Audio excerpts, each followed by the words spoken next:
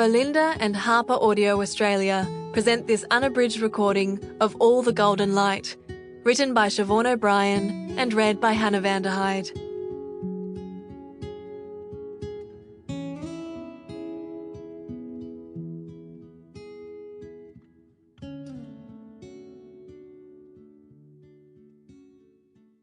Please note, this audio contains sensitive themes, including a description of a miscarriage. To my ancestors. My father, John Joseph O'Brien, 1935 to 2009, expressed himself best through building, drawing, and adventuring with his 4 sons. My paternal grandfather, Michael Thomas O'Brien, 1894 to 1955, arrived in Australia from Ireland in 1926 and later died from complications due to a fall while working on the Sydney Harbour Bridge.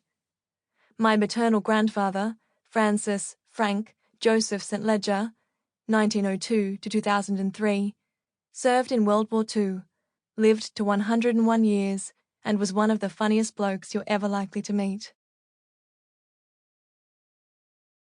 Prologue. Belowla, South Coast, New South Wales, July 1918.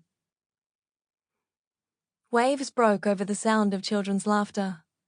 Near the high water mark, 8-year-old Clara Greensborough cleared a space in the sand. She swept aside dried blue bottles and rotting seaweed. Then she bobbed on her hands and knees and made the outline of a rectangle, like an artist preparing a canvas. She was resolute. She'd win Make a Man today. The rules of the game were simple. The first one to assemble a human skeleton on the beach was the winner. It couldn't be that difficult. She'd nearly done it before. The trouble was finding all the bones. Mick Thistleton, who usually won, stuck his fingers in his mouth and whistled. Clara and her friends launched themselves onto the soft sand dunes, from which bones protruded like the teeth of some subterranean creature.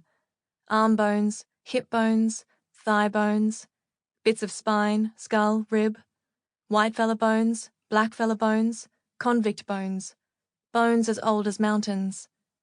Bones sun-bleached and shimmering. Clara shuddered. The bones gave her the creeps, but she had to beat Mick. She retrieved a skull with half its jaw missing. She searched for the rest of the jaw so she could give her man a smile. Clara never knew what she'd find in this massive mound of sand. She understood it was an old cemetery, and people had been using it forever. But there were no headstones or flowers. She'd made plenty of discoveries here. A cricketer's badge, a cutthroat razor, a tin matchbox. When she was 4, she'd found a metal plate with writing on it about a shipwreck in 1847. "Swap a kneecap for a jawbone?" Clara asked a boy digging beside her. "Get your own," he replied. She frowned. Her skeleton was incomplete, but she was so close. She turned away from the yawning skull to her little sister Bonnie, who skipped towards her. "Why are you crying?" Bonnie asked. "I need a jawbone, but I can't find one. I saw a whole man on the next beach. Bet he's got all his bones." "Whole man? Washed up like a whale." "Stop telling fibs. It's true, you'll see." Clara and Bonnie hurried away from the group, over rocks and seaweed, towards a narrow cove to the north. Overnight rain had made pockmarks in the sand. The southerly yanked the breath from their mouths, and their long skirts and petticoats clung to their bodies. Clara followed Bonnie up an incline, thick with melaleuca scrub, to a vantage point where, for thousands of years, Aboriginal people had scoured the coastline for shoals of fish. At least, that's what her grandfather had told her.